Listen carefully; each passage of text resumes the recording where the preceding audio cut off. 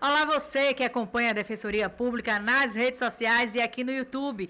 Nós estamos numa edição especial do podcast Justiça Seja Feita, o podcast da Defensoria Pública do Estado da Bahia, e é muito bom estar aqui na Semana da Defensoria 2025, que reúne defensores e defensoras do nosso estado para trocar ideia, para conversar e muito mais. É muito bom ter a sua companhia. Vem com a gente. Roda a vinheta.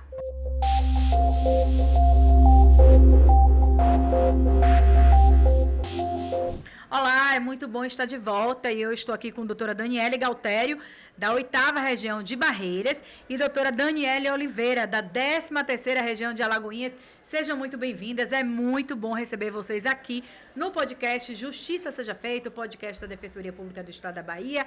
E eu já gostaria que vocês me dissessem um pouquinho como é que tem sido, doutora Daniele, o desafio lá na sua região. Bom dia a todos e todas, que prazer estar aqui hoje. Cheguei na região, em Alagoinhas, na verdade, agora como coordenadora, porque antes disso eu sempre fui defensora em Esplanada. Então a minha história na defensoria é uma história que iniciei em Itabuna e logo depois eu fui para Esplanada, fiquei em Esplanada durante quase 6 anos e agora fui convidada para a coordenação em Alagoinhas, que é uma coordenação que também abrange Esplanada e Catu. Então tem sido uma grande mudança para mim, porque não é só a mudança da atuação da defensoria, mas também a mudança de domicílio, a mudança para conhecer uma nova equipe, porém tem sido uma mudança muito gratificante, muito contagiante. Eu tenho gostado bastante da experiência. Que coisa boa. Doutora Daniele Galtério, e na região de Barreiras, lá na 8ª Regional? Conta pra gente como é que tem sido aí os últimos meses. Bem desafiadores, mas ao mesmo tempo gratificante. Né? Sempre que as minhas amigas, né, as pessoas perguntam, Dani, como é que tá sendo ser coordenadora? A minha resposta é justamente essa, é muito desafiador.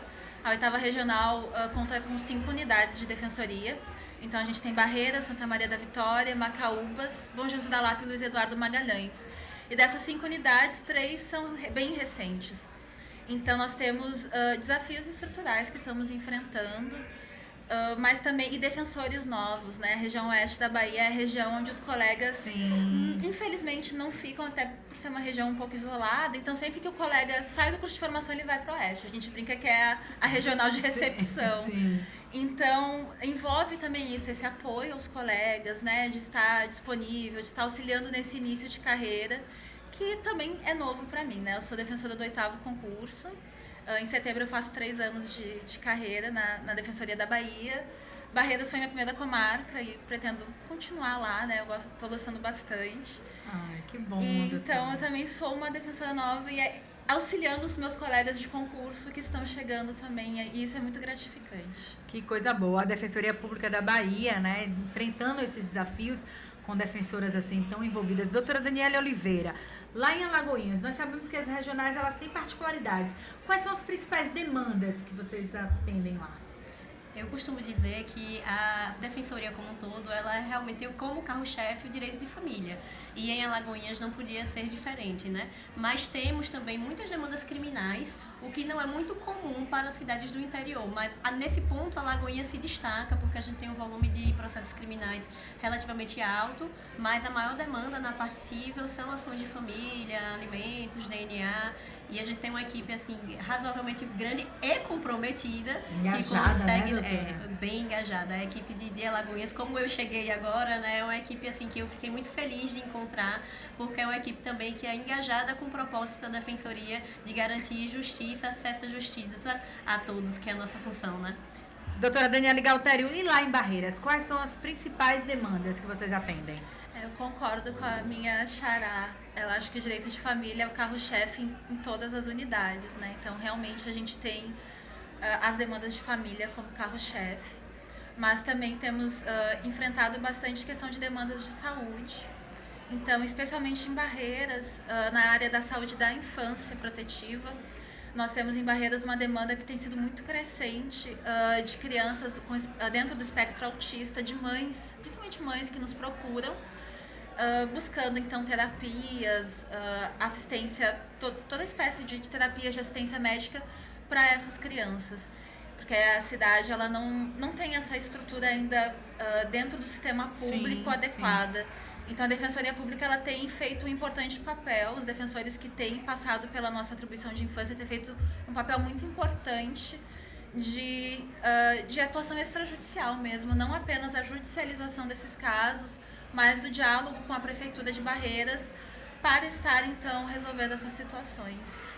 Inclusive, essa é uma questão assim que eu acho que vem crescendo nos últimos anos. Sim. E isso tem sido uma novidade para todas as regionais e para todas as unidades da Defensoria Pública. E nós temos colegas, a instituição mesmo tem dialogado muito, pensando em soluções conjuntas para que a gente possa garantir um pouco mais de acesso para as crianças que têm o TEA, para que a gente possa realmente garantir que a rede passe a efetivamente concretizar o que está previsto nas normas em relação à garantia desses direitos, mas é uma novidade também para a Defensoria, porque estamos dialogando constantemente, há novas associações de mães que vêm dialogando com a Defensoria Pública, e esse trabalho extrajudicial de diálogo com as associações nesse sentido, de criar associação de mães, ou de estar ao lado para a criação, para contribuir na criação dessas associações, ela vem demonstrando mais uma vez, né, a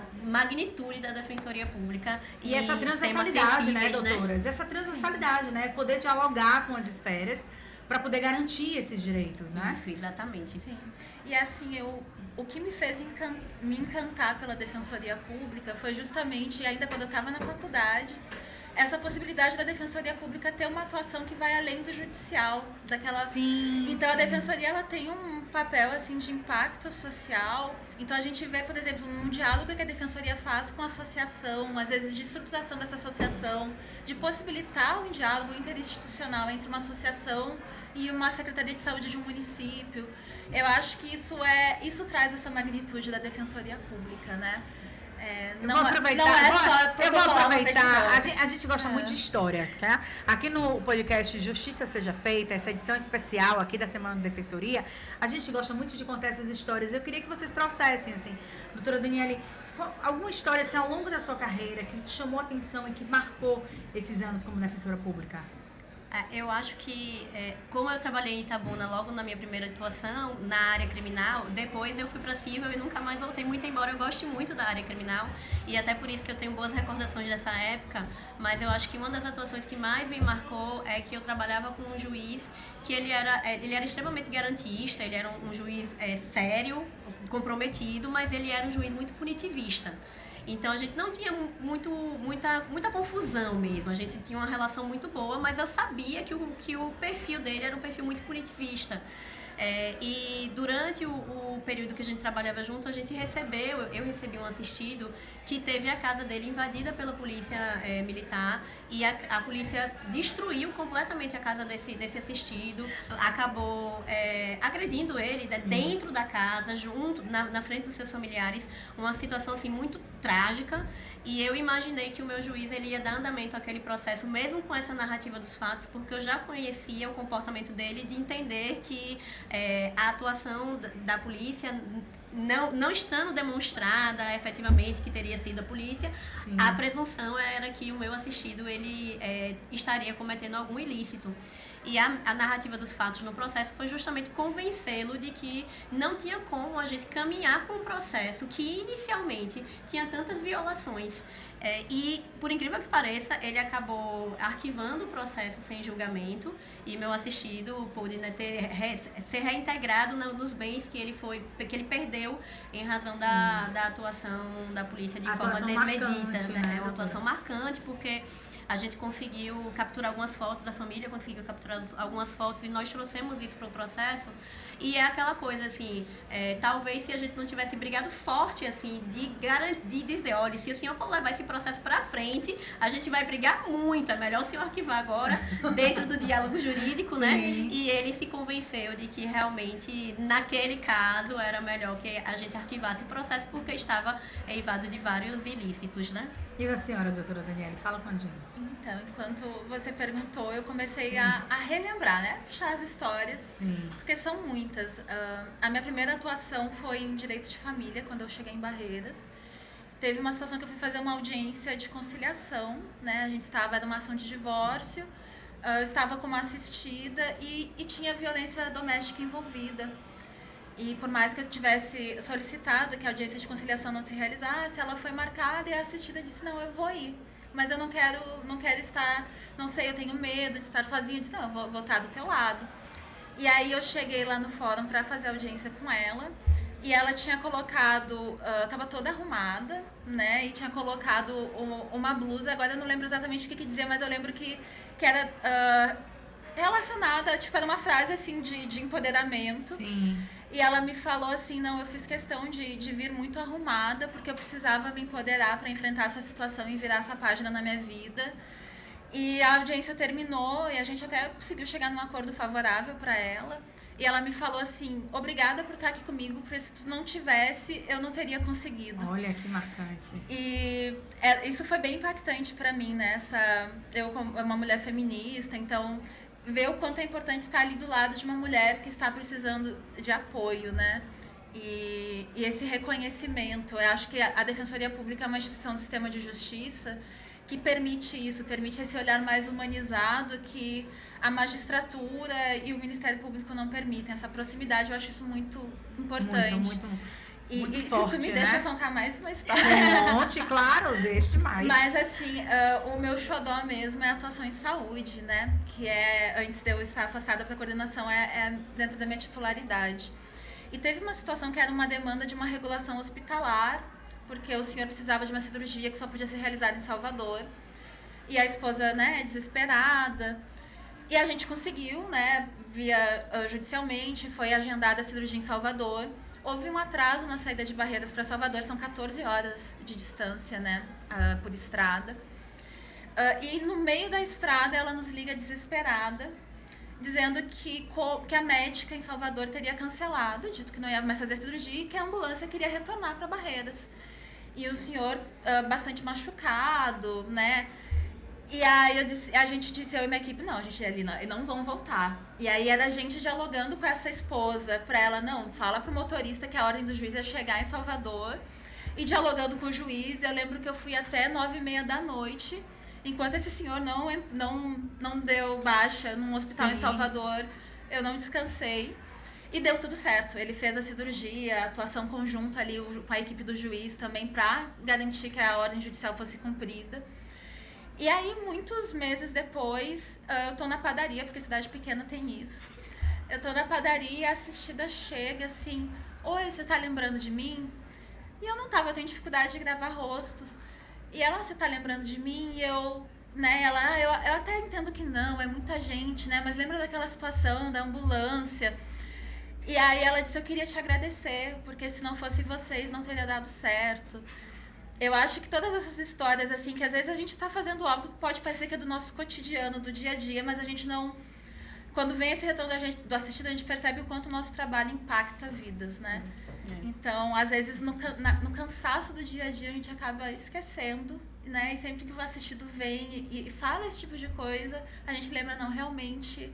Não faz diferença, faz né? diferença. Marca a vida, o que né? pra mim, às vezes, é rotina, é Eu me recordei também de duas situações, a gente falando sobre esse retorno do assistido, né? Eu tinha uma assistida em saúde, tenho ainda, que ela ainda é acompanhada em Esplanada, e logo que ela chegou na defensoria, no primeiro atendimento, ela estava muito abatida. Visivelmente, o próprio diagnóstico dela, para além de outras doenças de saúde física, tinha questão de saúde mental mesmo, de depressão, etc. Mas ela muito abatida, emagrecida, etc. E isso foi logo que eu cheguei em Esplanada, eu acho que lá para os anos 2000, alguma coisa assim. E agora, no ano passado, 2024, ela retornou pro meu gabinete pra gente conversar. E quando eu olhei pra ela estava outra pessoa. Radiante. É impressionante como ela estava outra pessoa. E ela escreve, ela faz arte com TV. Ela pega TVs velhas que não são mais usadas e aí ela pinta quadros em cima dessa TV. Legal. Ela escreve cordel, ela faz várias coisas. Me entregou até um cordel. E eu fiquei com essa imagem, porque eu lembrava da imagem dela quando ela chegou na Defensoria Pública, em 2020, por exemplo, precisando de assistência de saúde. E a imagem dela esse ano, achando que parecia ser outra pessoa, porque estava ali sendo medicada, bem acompanhada. Enfim, pra gente é uma besteira, assim, é o que a gente faz todo dia. Mas o impacto na vida dos nossos assistidos é diferente, e a gente fica muito grato por isso. Muito bom, doutora Daniele Galtério, 8ª região, lá de Barreiras, doutora Daniele Oliveira, da 13ª, lá de Alagoinhas. Um prazer imenso ter vocês aqui. Pra gente, da Defensoria Pública do Estado da Bahia, é sempre uma honra, né, e uma inspiração encontrar defensoras tão comprometidas assim com a causa. E nós estamos aqui, o podcast especial aqui da Semana da Defensoria, podcast Justiça Seja Feita, o podcast da Defensoria Pública do Estado da Bahia. Muito obrigada e continuem com a gente.